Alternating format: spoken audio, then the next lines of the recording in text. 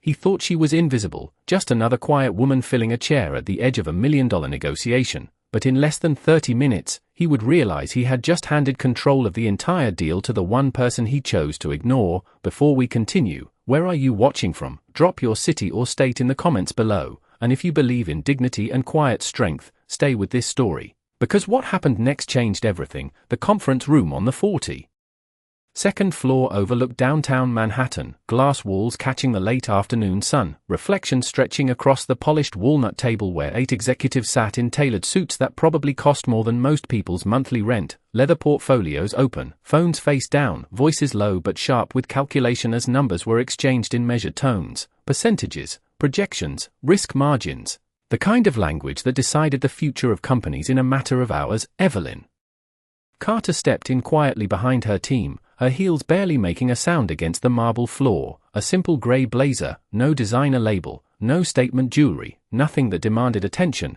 and that was exactly why no one gave her any. She took the last open seat near the end of the table, placing her notebook down with precise care, her pen aligned parallel to the edge as if even the smallest detail mattered. And while introductions moved around the room, her name was mentioned quickly, almost as an afterthought, before the conversation flowed right past her like she hadn't been there at all. Richard Holloway sat at the head of the table, posture relaxed but commanding, his navy suit crisp, his silver watch catching the light every time he moved his hand, a man who had built a reputation on control, on dominating rooms exactly like this one, and as he scanned the table, his eyes passed over Evelyn without pause. Not curiosity, not acknowledgement, just dismissal, the kind that didn't need words. The negotiation began with numbers on the screen, projections climbing into the hundreds of millions, a deal that would determine market positioning for the next decade, and voices rose and fell in calculated rhythm, executives leaning forward, interrupting, asserting, each trying to carve out advantage while maintaining the illusion of cooperation, and through it all, Evelyn listened, her expression calm, her gaze steady, writing only when necessary, as if she were mapping something no one else could see. A junior associate slid documents down the table, passing them from one suited figure to another, but when the stack reached Evelyn, it skipped her entirely, landing in front of the man beside her without hesitation, and no one corrected it, no one noticed, or if they did, they chose not to. A faint smile flickered on one executive's face as he whispered to another, just loud enough to be heard. Support staff usually sits in, followed by a quiet chuckle that never quite reached the surface, and across the table, Richard tapped his pen once, bringing the room back into focus. Let's keep this efficient, he said, his voice smooth but edged with authority. We're here to hear from decision makers, and with that, he turned his attention to the senior partners, inviting input, guiding the conversation, shaping the flow, while Evelyn's presence dissolved further into the background. Outside, the city moved in distant silence, traffic threading through avenues, people walking unaware that inside this glass room, fortunes were being negotiated in real time, and inside, the air tightened with pressure, each clause dissected, each condition challenged, yet something in the structure of the deal remained unspoken, a flaw buried beneath layers of confident language, unnoticed by those too focused on asserting control rather than understanding it. Evelyn's pen paused mid-note, her fingers resting lightly against the page, her eyes lifting just slightly as if aligning pieces in her mind, and for a brief second, the room seemed to slow, voices overlapping into a dull hum, the rhythm of dominance continuing without interruption, and she didn't react, didn't interrupt, didn't signal frustration, because this wasn't the moment for volume, it was the moment for precision. Richard leaned back, satisfied with the direction, unaware that the very structure he was defending was already unraveling in silence. Unaware that the quiet woman at the edge of the table had seen something none of them had, and that when she chose to speak, it wouldn't be to ask for permission, it would be to change the outcome entirely, and in that moment, though no one realized it yet, the balance of power in the room had already begun to shift.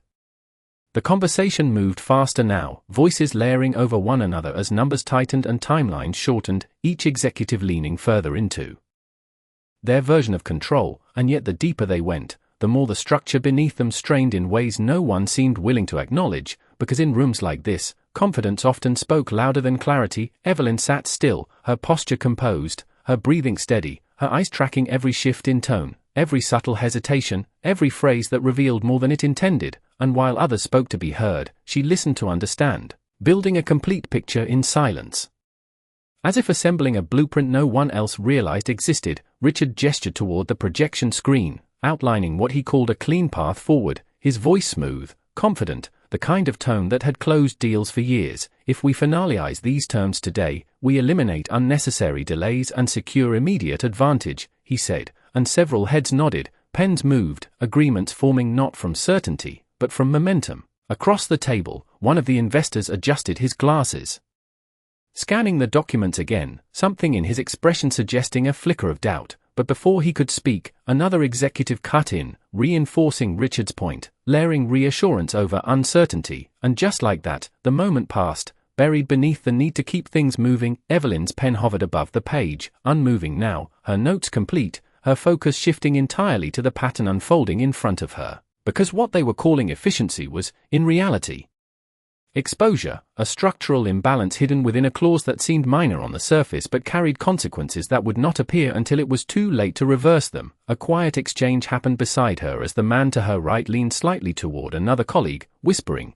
"This is standard, nothing unusual," and the response came just as quietly, "Exactly, we have seen this before." The kind of reassurance that relied on familiarity rather than scrutiny, and Evelyn heard it. Not as confirmation, but as warning. Richard straightened in his chair, sensing the room aligning with him, and pressed forward. "Let us move to final terms," he said, tapping the table lightly, a signal that discussion was nearing its conclusion, that decisions were expected, that hesitation would be seen as weakness rather than diligence. The legal team on the opposing side flipped through their copies, their movements precise, professional. Yet even among them, there was a subtle shift, a pause that lingered just a second longer than it should have, as if something was not fully settled, but again, no one voiced it, because the tone of the room had already been set. Evelyn's gaze moved briefly to the projection, then back to the document she had not been handed but had already memorized from earlier review, her mind tracing the language of Clause 14, the phrasing that redistributed liability under specific performance conditions, the kind of detail that did not draw attention unless someone was actively looking for it, and no one here was looking. They were closing. The pressure in the room grew denser, like air before a storm that no one could see, only feel if they were paying attention, and still, the conversation continued, confident, controlled, incomplete. Richard leaned forward slightly, preparing to lock the final agreement, his hand resting flat against the table, a gesture of authority, of certainty, and in that moment, everything aligned in his favor, every voice supporting, every doubt suppressed, every variable seemingly accounted for, except one. Evelyn lowered her pen completely, placing it beside her notebook with deliberate care, her fingers still for a brief second as if marking a transition, not of emotion, but of action, and though no one noticed the movement, something in the energy of the room shifted, subtle, almost imperceptible, like a change in current beneath calm water. The investor who had hesitated earlier glanced up again, his attention drifting toward Evelyn without understanding why, drawn not by status, not by authority, but by stillness, because in a room full of people trying to control the outcome, she was the only one not trying to prove anything. Richard began to speak again, ready to finalize, his voice steady, confident, unaware that the foundation of his argument had already been dismantled in silence,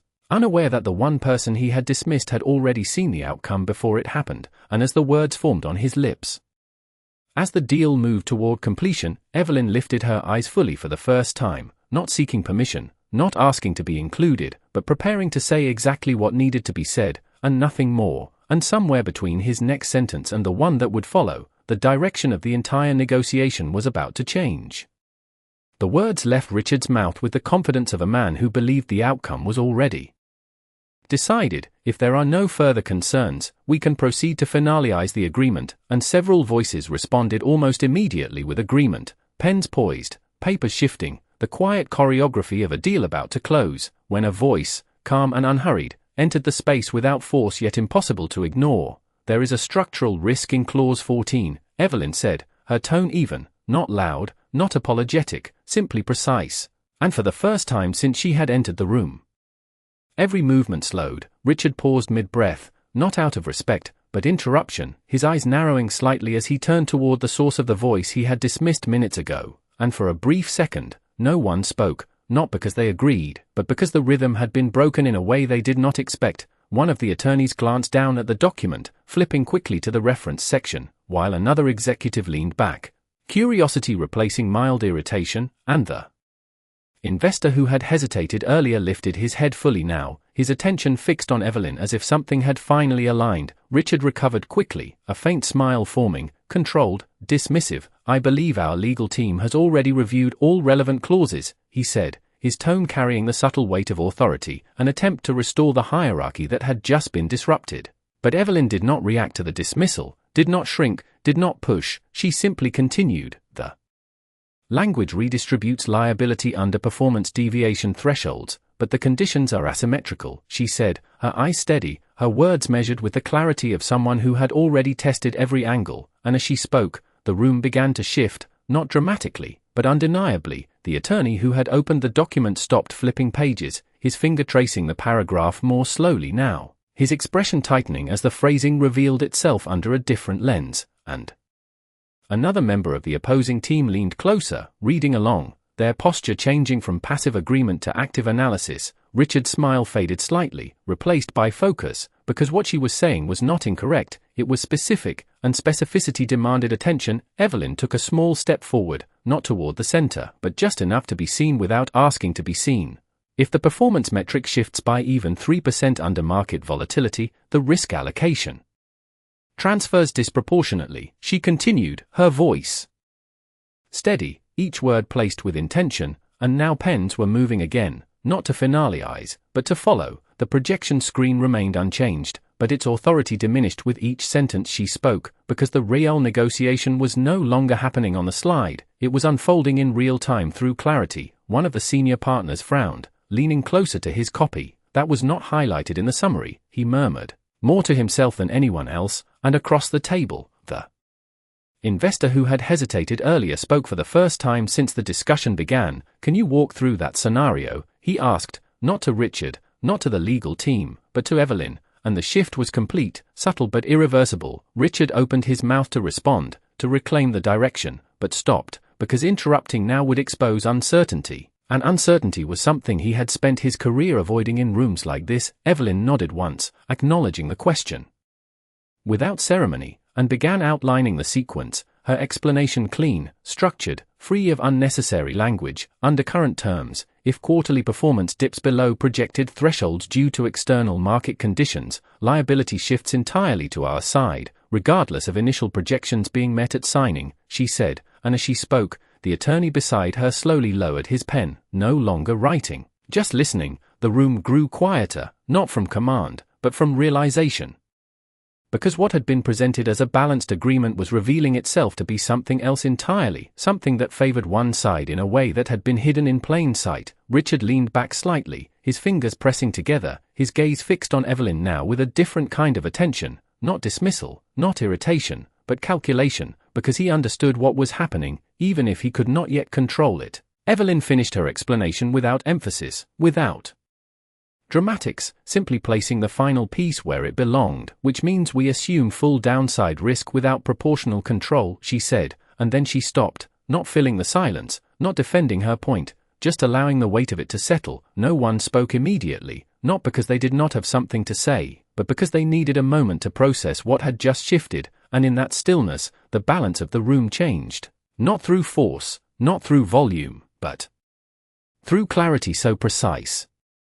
It left no space for argument, and for the first time since the meeting began, the person at the end of the table was no longer invisible.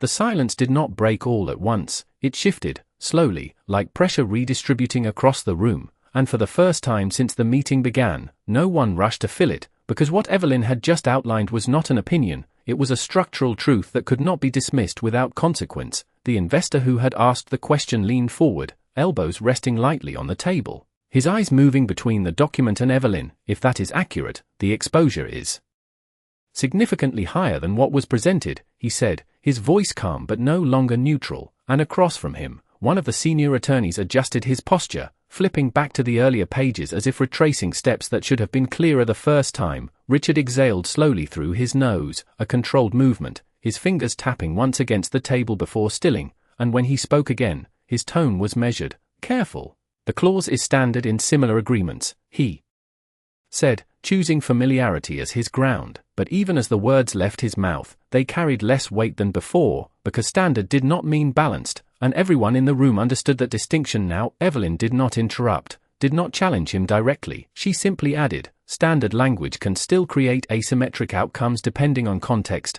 her voice steady, not confrontational, just precise.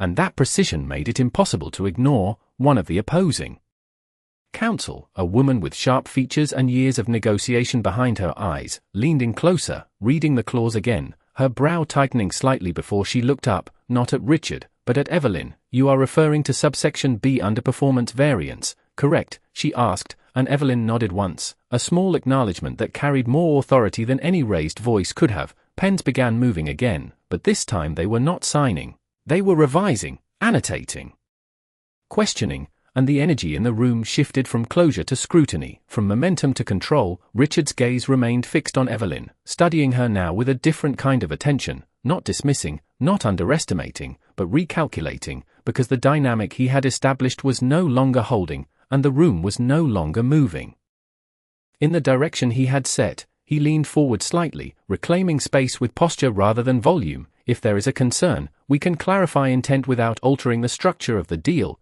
he said, attempting to contain the disruption, to frame it as a minor adjustment rather than a fundamental issue. But before the statement could settle, the investor spoke again. Clarifying intent does not mitigate risk if the language still allows for full liability transfer, he said, his tone sharper now, no longer passive, and that was the moment the shift became visible to everyone. Evelyn remained composed, her hands resting lightly on the table, her expression unchanged, because she was not reacting to the room, she was guiding it, not through force, but through clarity, and when she spoke again, it was not to oppose, but to refine. The structure can remain intact if the threshold conditions are adjusted to reflect shared exposure, she said, her words offering direction rather than resistance, and immediately, attention followed. The attorney who had been reviewing the clause nodded slowly. That would rebalance the allocation, he said, almost to himself, but loud enough for others to hear, and another executive leaned in. What adjustment would you propose? He asked, his voice directed at Evelyn without hesitation now, without the earlier dismissal, and in that moment, the hierarchy that had defined the beginning of the meeting no longer applied. Richard's jaw tightened slightly, a subtle reaction, quickly controlled, but not invisible, because he understood what had just happened. The room was no longer responding to his lead, it was responding to hers. Evelyn did not rush, did not fill the space unnecessarily. She took a brief moment, just enough to ensure precision, and then spoke.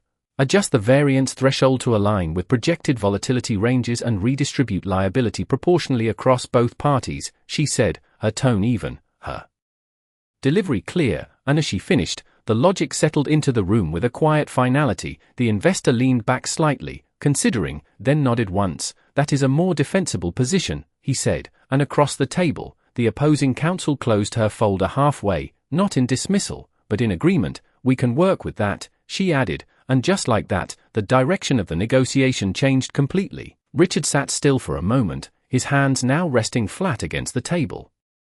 His authority not gone, but no longer absolute, because control had shifted from presence to substance, from dominance to understanding, and in the quiet that followed, no one looked to him for the next step. They looked to Evelyn, the woman who had entered the room unnoticed, who had spoken without raising her voice, and who now, without claiming it, held the center of the deal. The room did not erupt, there was no dramatic reaction, no acknowledgement spoken aloud, just a subtle, undeniable realignment, and in that stillness, it became clear that the negotiation was no longer being led by the loudest voice, but by the one who understood it best.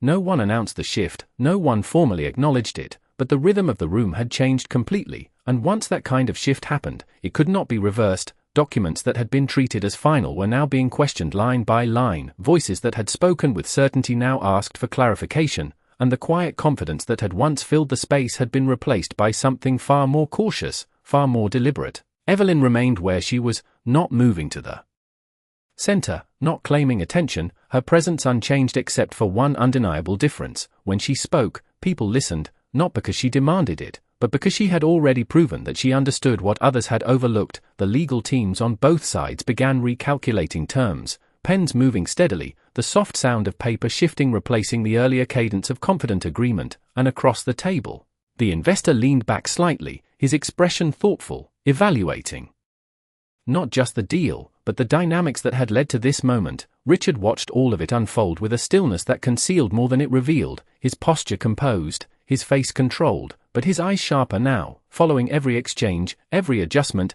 every subtle sign that the authority he had established at the beginning of the meeting was no longer absolute. He cleared his throat once. A quiet attempt to re-enter the center of the conversation. We can incorporate the adjustment and proceed, he said, his tone steady, measured, but there was a difference now, a slight hesitation that had not been there before, because this was no longer his deal to direct without question. The opposing counsel nodded, already marking revisions. We will need to update the language to reflect proportional exposure across both parties, she said, and her eyes moved briefly toward Evelyn again, not out of curiosity, but recognition. The investor followed. And I would like a revised projection under adjusted thresholds before we finalize, he added, his voice calm but firm, and the request carried weight, because now the deal was being rebuilt around clarity rather than momentum. Evelyn listened, her gaze steady, her posture unchanged, because she was not there to dominate. She was there to ensure the structure held, and when the discussion circled back, it did not return to Richard, it returned to her. Would that adjustment maintain competitive positioning? One of the executives asked, his tone no longer dismissive, no longer casual, but genuinely seeking input, and Evelyn answered without hesitation. It strengthens long-term stability without sacrificing immediate advantage, she said. Her explanation concise, grounded, and the room accepted it without resistance. Richard's hand rested flat against the table, his fingers still, a sign of restraint, of control being recalibrated rather than asserted, and after a brief pause, he spoke again. This time not to lead, but to align. Then we proceed with the revised structure, he said, and the words, though simple, carried a quiet acknowledgement of the shift that had taken place. No one challenged him, no one needed to, because the decision had already been shaped before he voiced it. The attorneys moved efficiently now, adjusting language, confirming terms, and within minutes, the framework of the deal had transformed into something stronger, something balanced, something that could withstand scrutiny beyond the room. Evelyn closed her notebook slowly, her pen resting neatly on top, her work complete before anyone formally recognized it, and as she leaned back slightly in her chair, there was no expression of victory, no satisfaction displayed, just the same calm composure she had carried from the moment she entered. Across the table, the investor looked at her for a brief second, longer than necessary, a silent acknowledgement that required no words, and then returned his attention to the documents, because in rooms like this, respect was rarely spoken, it was shown in where attention moved. Richard adjusted his sleeve, a small, almost imperceptible gesture, and for the first time since the meeting began, he looked directly at Evelyn without dismissal, without assumption. Just recognition, and though he said nothing, the message was clear. He had misjudged the only person who truly understood the deal. The final documents were aligned, the terms agreed upon, and as signatures began to appear, there was no applause, no celebration, just a quiet efficiency that marked the closing of something significant. And yet, beneath that surface, everyone in the room understood that the outcome had not been decided by authority, or volume, or status. It had been decided by clarity, by precision, by the one voice that had spoken only when it mattered. Evelyn stood when the meeting concluded, gathering her things with the same quiet care, and as she walked toward the glass doors, no one stopped her, no one questioned her, because there was nothing left to question, and behind her, the room remained still for just a moment longer than necessary, as if holding on to the realization that had settled over it, that control does not always belong to the loudest person in the room, and that day, without raising her voice, without demanding attention, she had taken over the deal simply by understanding it better than anyone else. The elevator doors closed with a soft, muted sound that barely echoed against the polished steel walls, and for a brief moment, Evelyn stood alone in the quiet, the tension of the room dissolving into something far calmer, far more controlled, as if the entire negotiation had been nothing more than a problem already solved in her mind long before she ever spoke. The city stretched below as the elevator descended, sunlight reflecting off glass towers. The movement of traffic reduced to distant patterns, and she adjusted her grip on her folder slightly, not out of nerves, but habit. Everything about her deliberate, measured, consistent. Behind her, 42 floors above, the conference room remained occupied longer than expected, not because the deal had not been finalized, but because the people inside were still processing what had happened, replaying moments, reassessing assumptions. each one aware in their own way that something fundamental had shifted beyond the numbers on the page. Richard remained seated even after most had begun to gather their things, his fingers resting against the edge of the table, his gaze fixed on the documents that now reflected a structure he had not originally intended, and yet one he could not deny was stronger, more resilient, more precise. One of the senior partners approached him cautiously, lowering his voice. "We did not see that clause the way she did," he admitted, and Richard did not respond immediately, not because he disagreed, but because he understood exactly what that meant, that the oversight had not been in the document, it had been in the way they chose to see it. Across the room, the investor who had first questioned the structure stood near the window, looking out over the skyline before turning back, his expression thoughtful. "Who is she?" he asked, not directed at anyone in particular, but the question carried weight, because it was no longer about curiosity, it was about recognition. One of the junior associates hesitated before answering. "Evelyn Carter, strategy team," he said, and even as he spoke, the title felt insufficient, too small for what had just occurred. Richard leaned back slightly, his posture finally relaxing, not in defeat, but in recalibration.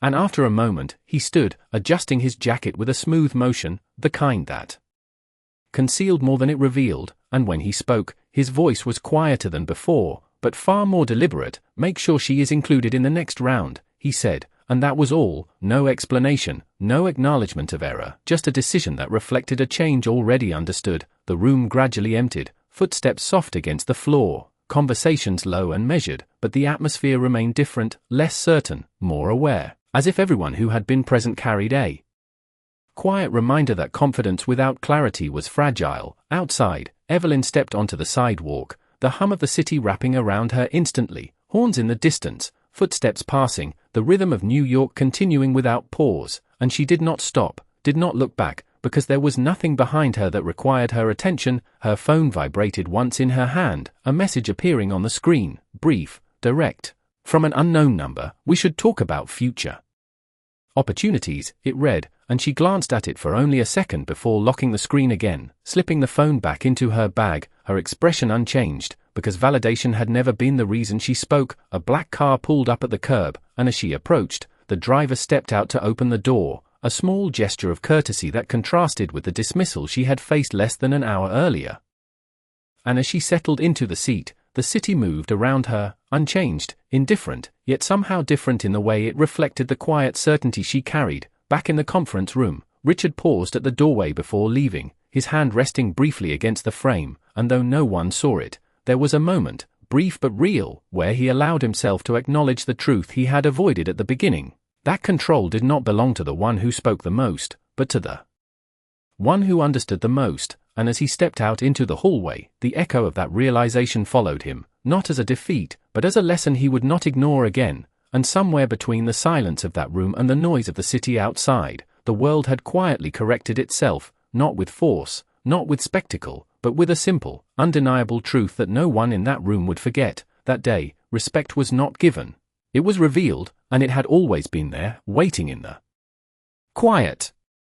The car moved steadily through the late afternoon traffic, the city unfolding in layers of motion and sound beyond the tinted glass, but inside, there was only stillness, the kind that comes not from exhaustion, but from clarity already achieved. And Evelyn sat quietly, her gaze directed forward, not at the passing buildings, not at the people on the sidewalks, but somewhere deeper, as if she were already several steps ahead of everything that had just happened. Her phone remained silent now, the earlier message unanswered, not ignored, but simply unimportant in the larger pattern she followed, because she had never been driven by recognition, only by precision, by the need to see what others overlooked and act only when it mattered. The driver glanced briefly in the rearview mirror, then back to the road, sensing something about her presence that did not require conversation, and the car continued on, merging into the rhythm of the city without interruption. Across town, in an office several floors below the skyline, a different kind of conversation had begun, one less visible, but no less significant. As emails were sent, names were mentioned,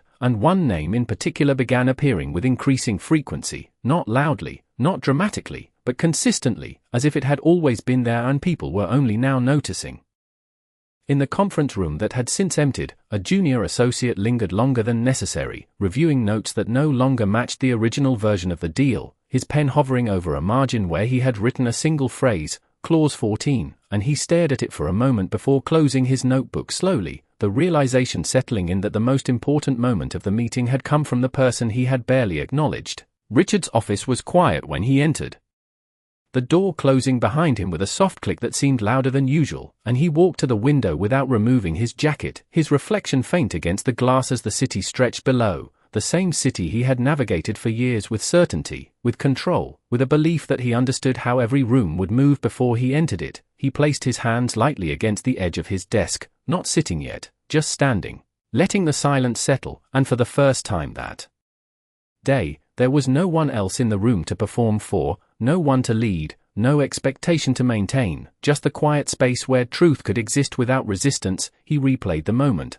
not the interruption, but the clarity, the way Evelyn had spoken without hesitation, without excess, without the need to convince, and that was what stayed with him, not that she had been right, but that she had been certain in a way that did not rely on authority. He reached for his phone, scrolling briefly, before stopping at her name, the same name he had overlooked hours earlier, and after a short pause, he sent a single message, direct, without embellishment: join the executive review tomorrow. And when he set the phone down, there was no hesitation, no second thought, because the decision had already been made the moment the room went silent. Elsewhere, the investor who had questioned the deal stood in his own office, reviewing the revised terms, his assistant waiting nearby, and after a moment, he nodded once. Make sure she is included in all future discussions, he said, and again, no explanation followed, because none was needed. The value had already been demonstrated. Back in the car, Evelyn finally glanced down at her phone as it vibrated again,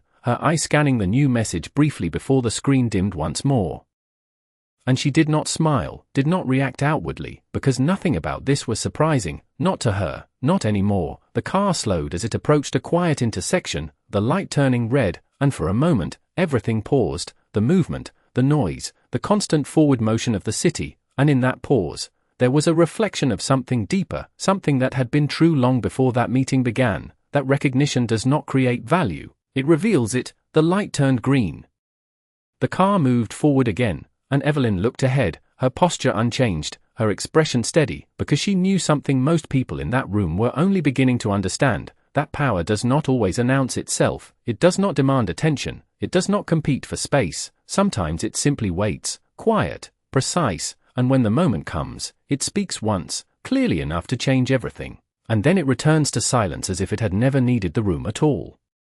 The next morning arrived without ceremony, the city already in motion before the sun had fully settled between the buildings, and inside the same tower where the negotiation had taken place, the atmosphere felt different, not visibly, not in a way anyone would announce, but in the subtle adjustments of behavior, in the way conversations were held, in the way certain names were spoken with a fraction more attention than before. Evelyn stepped through the lobby with the same quiet presence, her pace unhurried, her posture composed, the security guard offering a polite nod that had not been there the day before, and she acknowledged it with a brief glance, nothing more, because nothing about her had changed, only the way others now perceived her. The elevator ride upward was shared this time, two executives from another division standing beside her, their conversation pausing for a second as they recognized her, not from introduction, but from memory, from a moment that had shifted.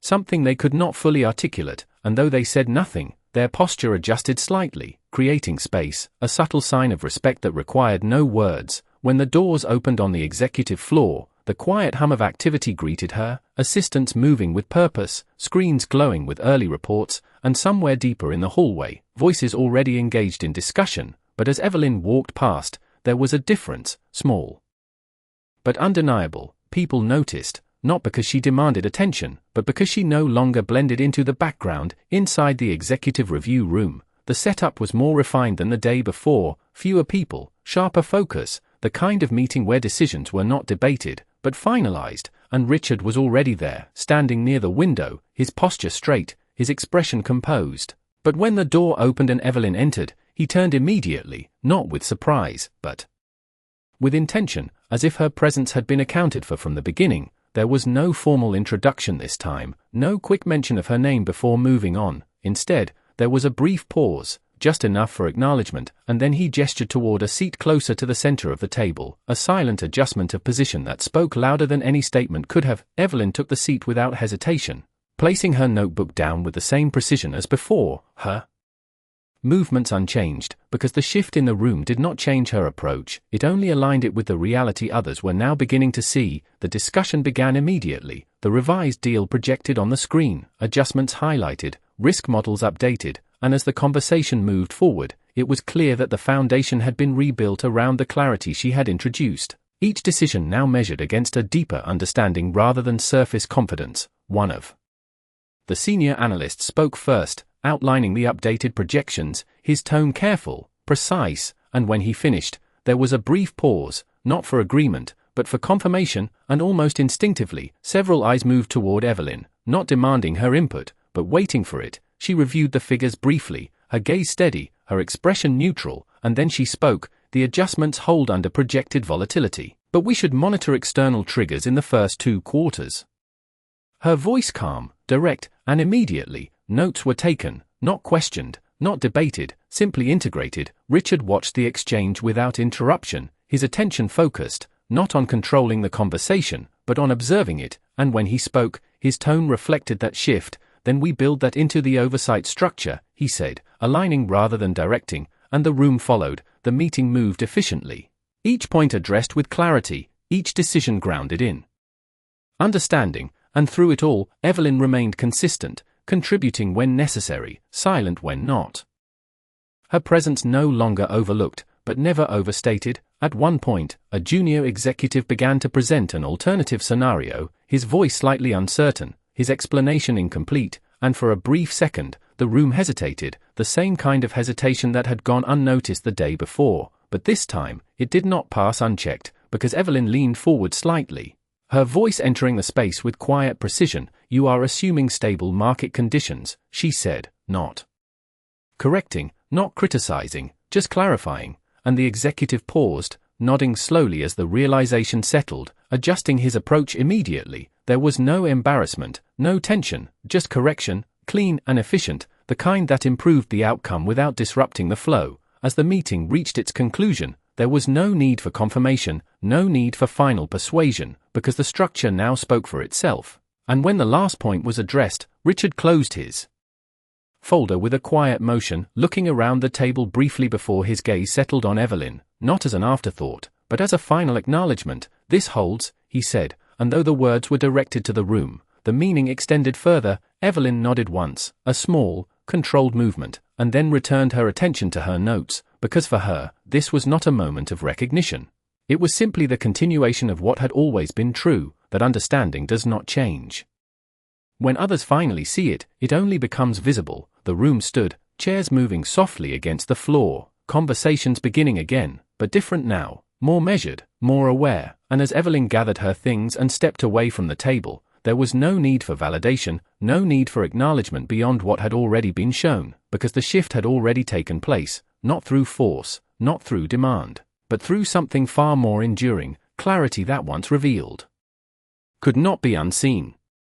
The hallway outside the executive review room carried a quieter kind of energy now, not the hurried tension of uncertainty, but the steady rhythm of decisions already aligned, and as people dispersed into smaller conversations, one detail remained consistent. Their attention shifted more deliberately, more thoughtfully, as if the previous day had recalibrated something they could not quite name but could no longer ignore. Evelyn walked through that space without altering her pace, her posture unchanged, her expression neutral, yet the environment responded differently. Subtle pauses in conversation, brief glances that held a fraction longer, not out of curiosity, but recognition earned without announcement. Inside a nearby office, the investor who had first questioned the deal sat reviewing updated projections on a wide screen, lines of data moving in clean patterns, and as he leaned back slightly, his assistant stood by with a tablet in hand, waiting.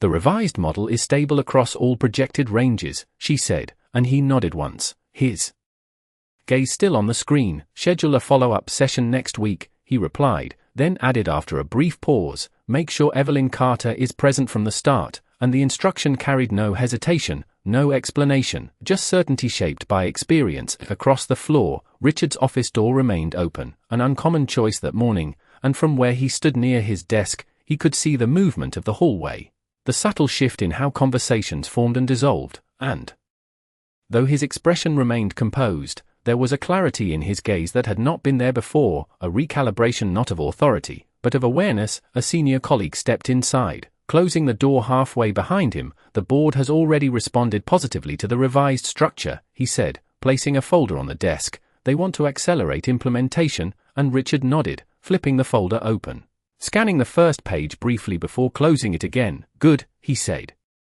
Then after a moment added, we will adjust the review process moving forward, his tone deliberate, each word measured, less assumption, more verification, and though the statement was simple, it carried the weight of a lesson learned without needing to be explained. The colleague hesitated for a fraction of a second, then asked, and Evelyn, and Richard's response came without delay. She is part of every strategic discussion from this point on, he said.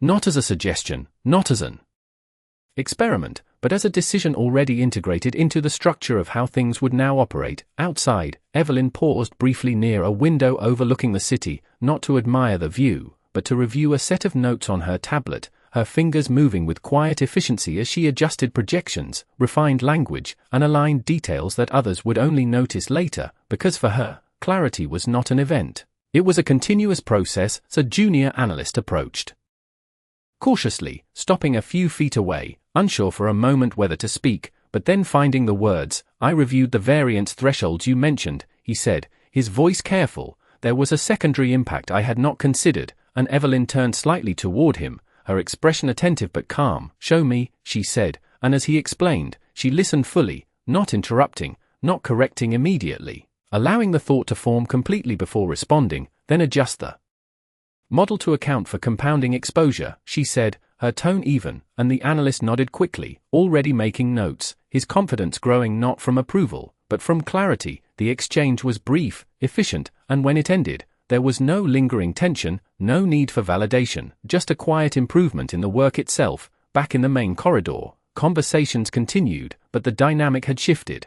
Voices lower, more precise, less performative, as if the room had collectively learned that volume did not equal understanding, and that lesson, once learned, did not fade easily. Evelyn resumed walking, her path steady, her focus forward, and as she passed a group of executives discussing next quarter projections, one of them paused mid-sentence, glancing in her direction before continuing, but with a slight adjustment in tone, more careful, more deliberate, because the awareness of her presence now influenced the way the room operated even when she was not directly involved. Inside Richard's office, he stood again by the window, the city stretching out in front of him, but his attention was not on the skyline, it was on the pattern of decisions that would follow this moment, and for the first time in a long time, he was not thinking about how to control the room, but how to ensure the room was worth controlling. He picked up his phone, scrolling briefly before stopping, then typing a short message to his executive team. Update all review protocols. Include cross-verification at every stage, and after a second, he added, no assumptions, before sending it. The word simple, but rooted in something deeper than policy, rooted in the realization that clarity is not optional when the stakes are real. Evelyn reached the end of the corridor and stepped into another meeting room, smaller, quieter, already prepared with documents neatly arranged, and as she took her seat, there was no introduction, no explanation of her role, because none was needed anymore. Her presence spoke for itself, not through authority, not through title, but through something far more enduring. The quiet certainty that once revealed, does not need to announce itself again, and as the door closed behind her, the room settled into a focused silence, the kind that does not come from pressure, but from understanding, and in that silence, the work continued, not louder, not faster, but better. By the time the afternoon settled across the city, the change was no longer subtle. It had become part of the structure itself, woven into the way decisions were made, into the way conversations unfolded, into the quiet understanding that something fundamental had shifted and would not return to what it had been. In the smaller meeting room, Evelyn sat with 3 analysts and a senior director, the table covered in updated reports, projections layered with new variables, each line reflecting a deeper level of scrutiny than before. And as the discussion moved forward, there was a noticeable difference. No one rushed to conclusions, no one filled silence for the sake of appearing confident. Instead, each pause carried purpose, each question carried weight. The senior director leaned forward slightly, reviewing a chart on his tablet. If we adjust for external volatility at the level you suggested, the margin tightens in the first quarter, he said, his tone measured, and he looked up. Not to assert, but to confirm, and Evelyn responded without hesitation. It tightens early, but stabilizes faster under sustained conditions, her voice calm, her explanation grounded in patterns she had already mapped out long before the question was asked. One of the analysts nodded, quickly updating the model, his fingers moving across the keyboard with renewed focus, because now the process was not about proving a point. It was about building something that would hold across the building. Another team reviewed the same deal from a different angle, their conversation echoing the same shift, more deliberate, more precise, and at the center of that shift was a single, unspoken understanding that clarity had become the standard, not the exception. In Richard's office, the atmosphere remained quiet, but not empty. A different kind of energy filled the space now, one that did not rely on dominance, but on alignment. And as he reviewed a series of internal reports, his attention moved more carefully than before, not skimming, not assuming, but verifying, each detail considered in a way that reflected the lesson he had absorbed without needing to articulate it. His phone buzzed briefly on the desk, another message regarding the implementation timeline, and he responded quickly, his words direct, efficient, but there was a subtle change in his tone, less directive, more precise. As if each instruction was now shaped by a deeper awareness of what could be overlooked if left unchecked. Back in the meeting room, the discussion reached a point where decisions needed to be finalized, and for a brief moment, the room fell into that familiar silence, the kind that once would have been filled by the loudest voice, but now remained intact, waiting for the right one. And when Evelyn spoke, it was not to dominate, but to conclude. "We proceed with the adjusted thresholds and monitor the first 2 reporting cycles closely," she said, her tone steady, and the room responded not with debate, but with agreement. Because the path forward was clear, the senior director closed his tablet slowly, nodding once. "That works," he said, and the simplicity of the response carried more weight than any extended discussion could have, because it reflected trust built not on authority, but on understanding. As the meeting ended, chairs shifted quietly, papers gathered, and the analysts exchanged brief comments, but even in those smaller conversations, there was a noticeable difference, less speculation, more focus. As if the standard had been raised without anyone needing to announce it, Evelyn remained seated for a moment longer, reviewing a final note, her attention steady, her process unchanged, because for her, this was not a transformation, it was a continuation of what had always been true, that clarity does not arrive suddenly, it is built, refined, and revealed when the moment requires it. Outside, the city continued its constant motion, unaware of the shift that had taken place within a single building, a shift not marked by headlines or announcements, but by something far more enduring, the quiet realignment of how decisions were made and who truly shaped them. Richard stepped out of his office and into the hallway, his gaze moving briefly across the floor, observing the subtle changes in behavior, the quieter conversations, the more deliberate movements, and as he walked, there was no need to assert control, no need to reclaim authority, because he understood.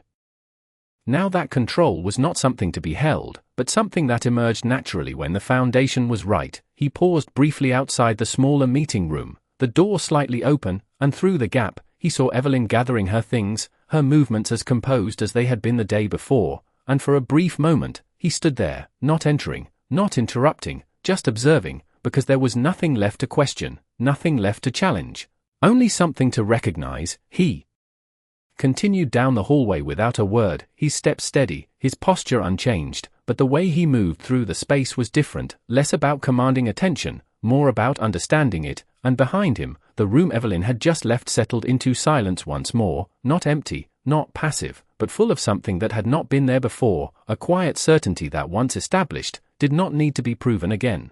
And in that silence, the work continued, not louder, not faster, but with a clarity that made everything else unnecessary.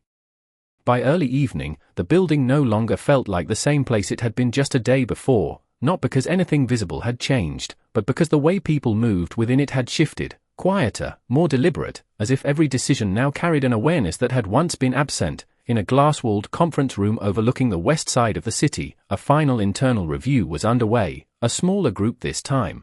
Senior leadership only, the kind of meeting where outcomes were confirmed and direction was set for everything that would follow, and at the center of the table, the revised deal lay open, its structure cleaner, stronger, and unmistakably different from the version that had nearly been approved before. Richard sat at the head, but his presence no longer defined the room in the same way, his posture composed, his attention focused not on directing the conversation, but on ensuring its accuracy. And as each section of the agreement was reviewed, there was no rush, no assumption, only verification. The updated liability structure holds across all stress scenarios, one of the senior analysts said, his voice steady, and he glanced briefly toward Evelyn before returning to his notes, a small gesture that reflected a larger shift, because her presence had become part of the process itself. Evelyn sat near the center now, her notebook open, her pen resting lightly in her hand, and when she spoke, it was not to lead, but to refine. We should also account for delayed market response in the second reporting cycle, she said, her tone calm, and immediately, adjustments were noted, not questioned, not debated, simply integrated into the framework as if they had always belonged there. The room moved with a new kind of rhythm, one that did not depend on hierarchy, but on clarity, and as the discussion continued, it became clear that what had once been a negotiation was now a system, structured, aligned, and resilient. Across from her, one of the executives who had barely acknowledged her presence the day before leaned forward slightly, reviewing a section of the document before speaking. Your adjustment on variance thresholds, it closes the exposure gap completely, he said, and though the words were directed at the table, his gaze remained on her for a moment longer, a silent acknowledgement that carried more weight than any formal recognition. Evelyn nodded once, a small, controlled movement, and returned her attention to the document, because for her, this was not about being right, it was about ensuring the structure held under pressure. Richard watched the exchange without interruption, his expression neutral, but his attention sharper than before, and when the final section of the agreement was reached,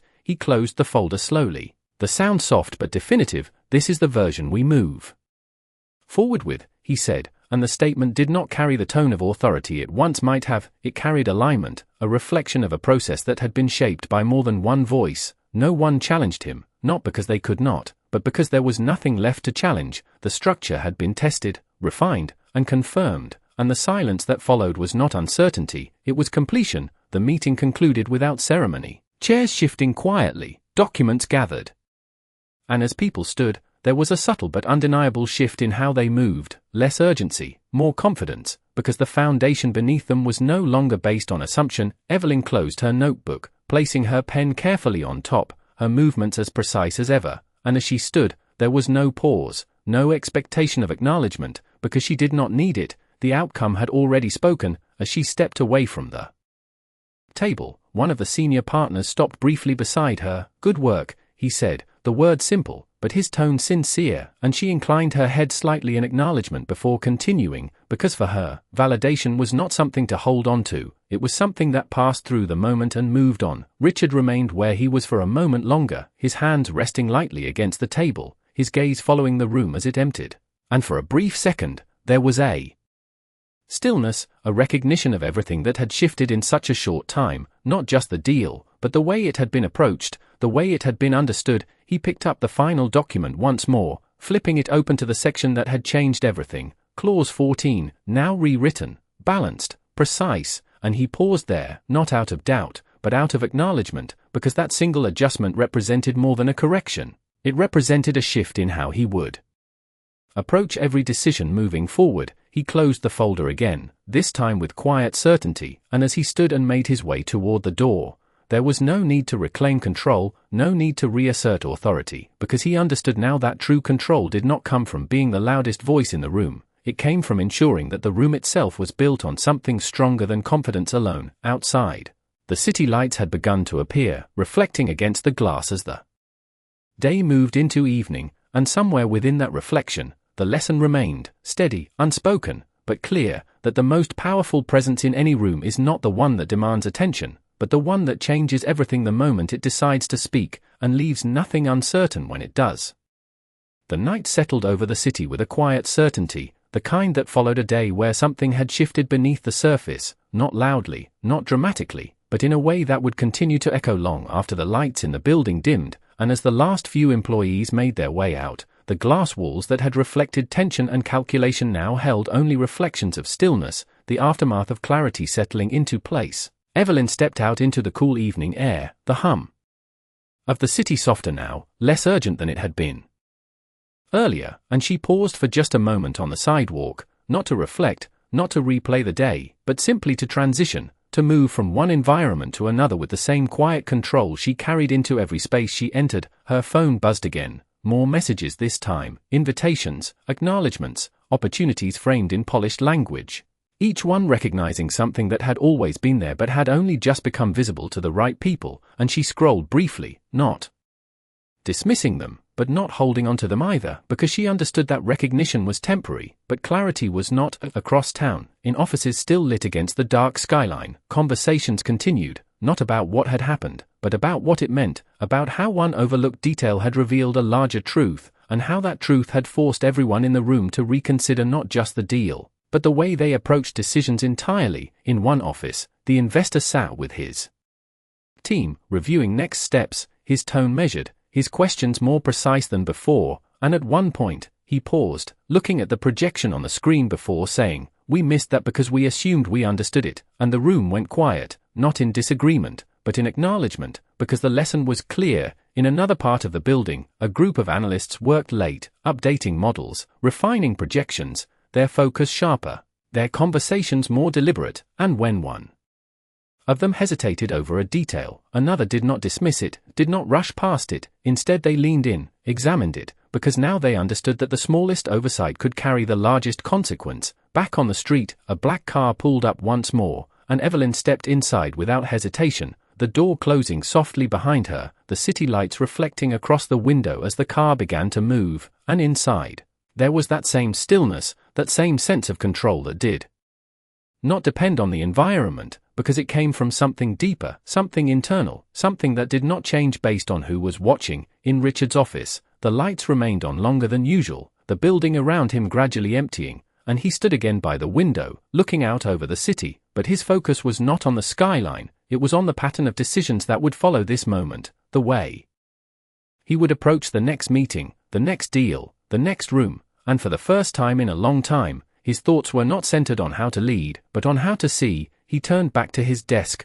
opening a fresh document, not a deal, not a report, but a set of internal guidelines, and as he began to write, his movements were slower, more deliberate, each word chosen with intention, because he understood now that structure was not just about outcomes, it was about the process that created them, and that process had to be built on clarity, not assumption. He paused for a moment, then added a single line at the top, simple, direct, no decision proceeds without full understanding, and as he read it back, there was no need to revise, no need to adjust, because it captured everything the day had revealed. Back in the car, Evelyn looked out at the passing city, her reflection faint against the glass.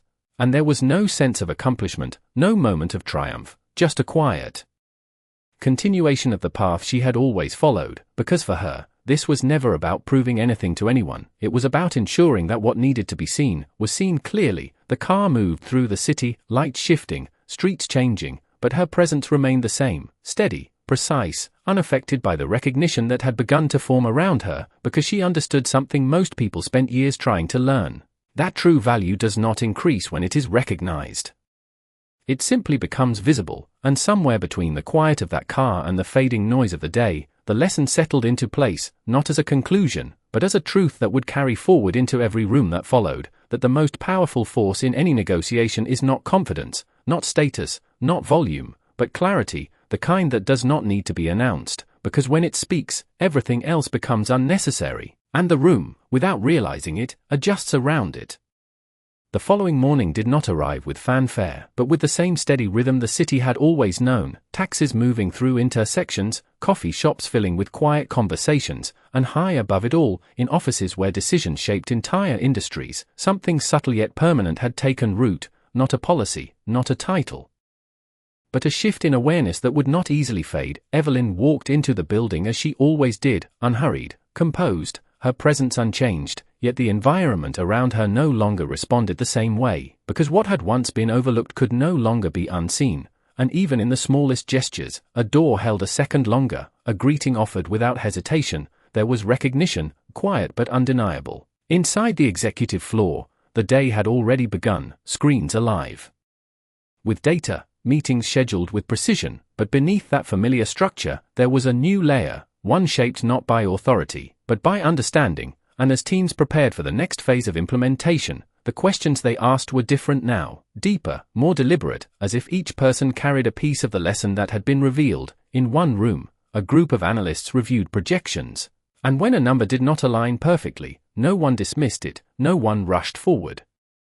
Instead they paused, examined it, because they understood that clarity required patience, and that patience was now part of the process. In another, a senior executive adjusted a presentation, removing assumptions, refining language, ensuring that what was presented could withstand more than surface confidence, because the standard had changed, not through instruction, but through experience. Richard stood at the head of a new meeting, but the way he held the room was different, not less authoritative, but more grounded, his words fewer, more precise, and when he asked questions, they were not to assert control, but to reveal understanding, and those around him responded in kind. The entire dynamic elevated without a single announcement. Evelyn entered quietly, taking her seat without drawing attention, yet the room acknowledged her presence in a way it had not before, not through formal introduction, but through subtle alignment, a space made, a pause held, because everyone understood, whether consciously or not, that clarity had a place now, and that place was not at the edge of the table. The discussion moved forward with a different rhythm,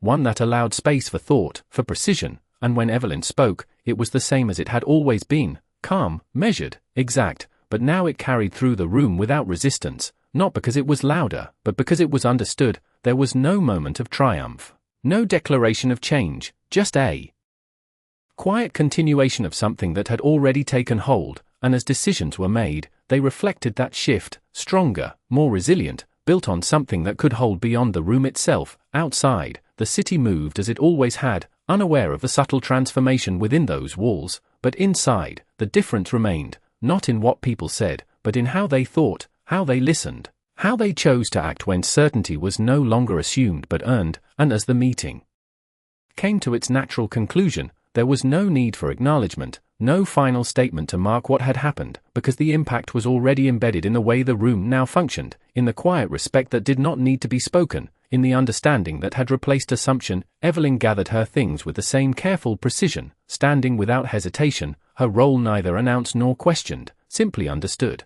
And as she walked toward the door, there was a brief stillness, not forced, not dramatic, but real, the kind that follows when something essential has been revealed and cannot be forgotten. Richard watched her leave for a moment, not with regret, not with surprise, but with clarity, because he knew now that what he had once overlooked had not been hidden, it had been waiting, steady, patient, until the moment it chose to speak, and when it did not ask for attention, it redefined the room. The door closed softly behind her, and the conversation resumed, but it was not the same conversation, not the same room, because something fundamental had changed, something that would carry forward into every decision that followed, and in that quiet, unspoken understanding, the truth settled in, not as a lesson that needed to be repeated, but as something that had become part of the foundation itself, that the people who change everything are not always the ones you notice first, but they are always the ones who understand it best. And when they choose to speak, the world does not argue, it listens, and from that moment on, it never quite sees the same way again.